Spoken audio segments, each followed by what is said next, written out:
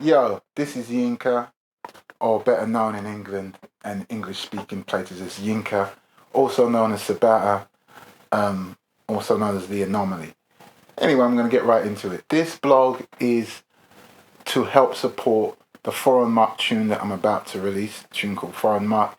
It's about the conversation that's going on in England, about racing and immigration, etc. You want your fast food fast, quick in a hurry. Could kill a kebab, murder a curry. This blog I'm calling Cry God for Harry, England and St. George. Of course, that's from the famous Shakespearean play Henry V. The speech is said by the protagonist, of course, and they're in battle at Harfleur, and he's geeing up the forces because they've just been getting their ass kicked, but they go on to win the battle. Anyway, of course, it's referencing the archetypal Englishman, St. George, and we're going to get into that in just a moment. So these blogs, just to recap, are an opportunity for me to talk about, as I say, archetypes of Englishness that aren't necessarily so English, as in they don't have their origins in England or Britain, or they have influences from further afield. And I thought I'd go for the jugular with this one and deal with St. George. St. George obviously is the name given to the flag of England, St. George's Cross, the red cross over the white background, and also appears, of course, in the flag of the United Kingdom, also known as Great Britain, the Union Jack. It's the red cross in the middle. So, who was St. George? You know, I find it quite interesting that he is the champion of Englishness by these people walking about the kingdom, the United Kingdom, talking about uniting it, when St. George, though little is known about him, you know, the historians and the experts agree on a few things. One, he was born probably between 2070 and 2075 AD. He was born in a region called Cappadocia. That region was part of a Roman province called Anatolia. Anatolia is in fact located where modern Turkey is now. Cappadocia was a Greek community, and therefore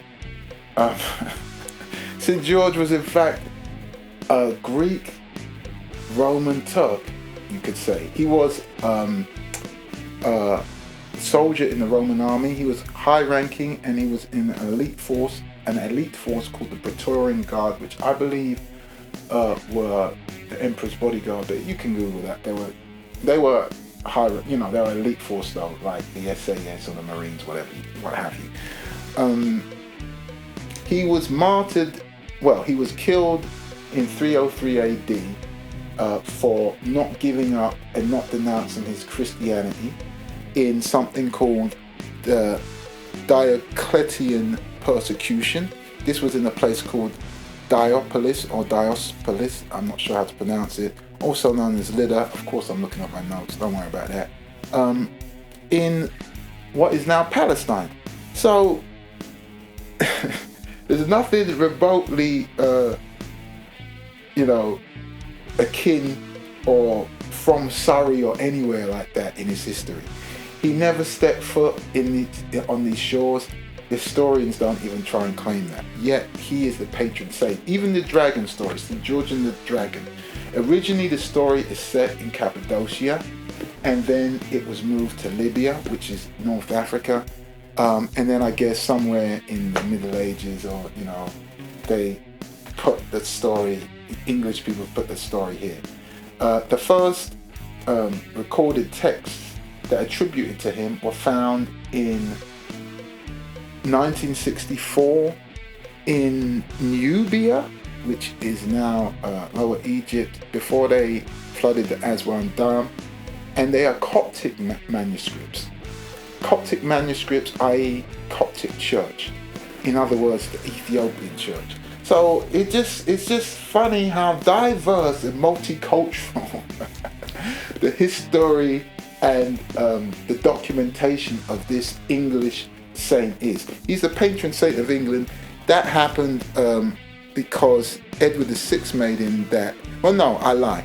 He was made the patron saint of England by Edward III in the 14th century, but he was still eclipsed by Edward the Confessor up until 1552, where Edward VI abolished all other flags and made him the patron saint of England.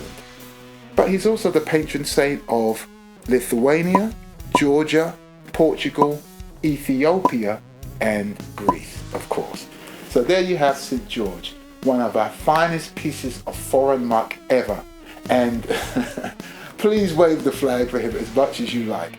But remember that he's not from here.